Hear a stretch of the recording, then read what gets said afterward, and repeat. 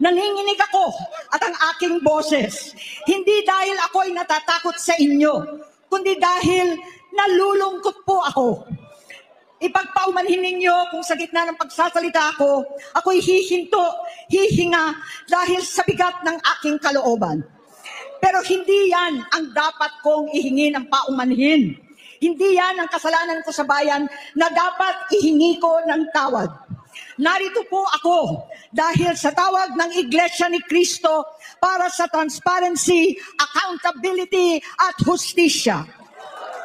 At dahil sa tawag ng sarili kong konsensya, bilang senador, bilang kapatid, bilang Pilipino. Bata pa lamang kami ni Bongbong. Alam na ng buong pamilya ang problema sa kanya. Sa totoo lang, mababasa naman ng lahat ang mga testimonya ng aking ama patungkol sa kanyang ugali at gawain. Noon, dahil may tatay pa kami, hindi ko pa siya responsibilidad. Noong tumatanda, ay mas naging nakakabahala. Batid ko na nagda-drug siya.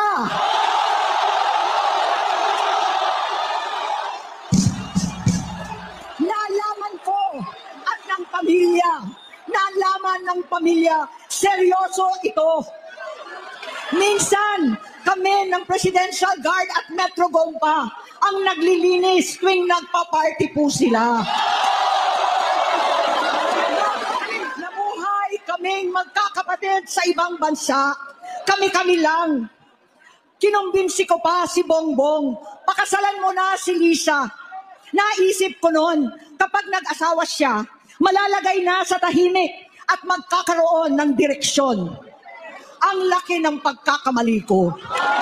Mas lumala ang kanyang pagkalulong sa droga.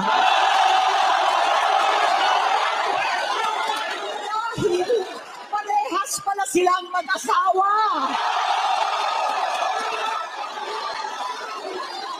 Naging gobernador siya ng Ilocos. Alam ng mga tao doon na halos hindi siya pumapasok. Tuwing ko kumprontahin ko siya, ay nagsasabi siyang magbabago na siya, aalisin na niya ang bisyo.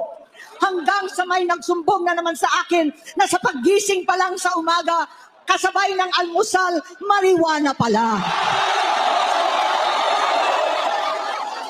Maghapon sila, 'Sila, lahat sila nagiinuman at gumagamit ng cocaine. At pagdating ko sa bahay, ay nagsasabi siyang magbabago na siya, aalisin na niya ang bisyo. Hanggang sa may nagsumbong na naman sa akin na sa paggising pa lang sa umaga, kasabay ng almusal, marijuana pala. Maghapon sila, lahat sila nagiinuman at gumagamit ng cocaine.